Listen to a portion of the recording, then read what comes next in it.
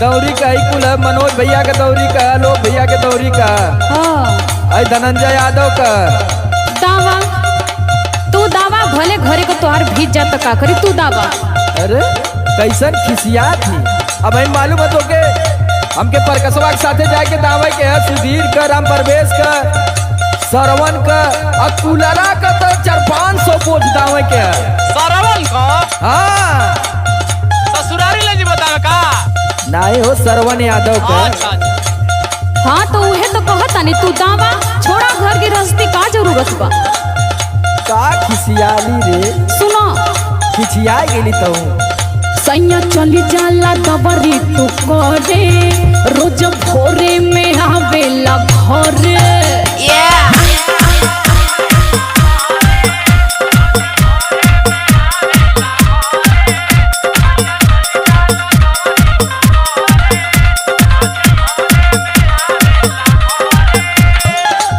तो का फेविकोल मतीन हरदम तो से चपकल रही।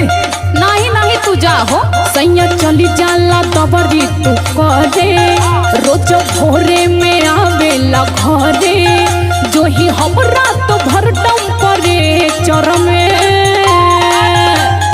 गलबूचे ऐसे परे सर में तो फंस जाई लूंगी थारे सर में।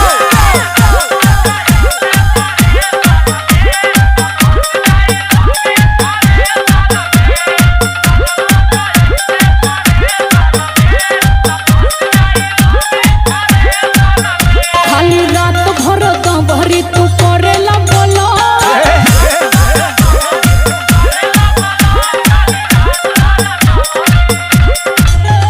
ओके छोड़ कुछ आवरे न करेला बोलो, ओके छोड़ कुछ आवरे न करेला बोलो, खाली रात भर दबरी तू।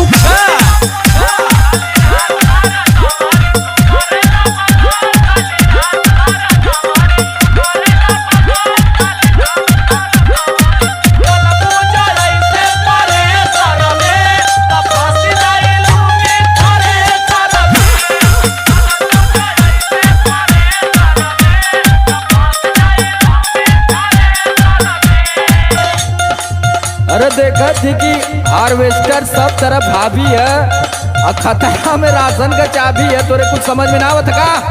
बचावा बचावा जाए के 15 दिन से चबिए तो बचावत पड़त हो, घर की रस्ती तो तोसे मतलब हो नहीं। और लियाओ कुछ खाइए, हम तर्द निकली, हमरे इतना सा टाइम थोड़ी है कि तोसे बात करी हम। और ना कर ले तो घोटाबू का। हाँ सुनो सुनो ऐसे कर तू रात भर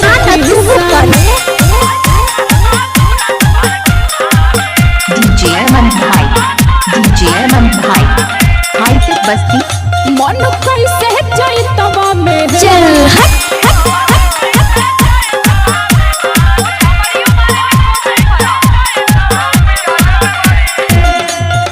ऐसे कर तू रात भर के सहनी, मन कैसे जाई तवा में है मानी, कब दौड़ल न गाड़ी सलेटर में। गलबूचे ऐसे परे सर में अरे तो क्या भैया? फंस जाई लूंगी थारे सर में।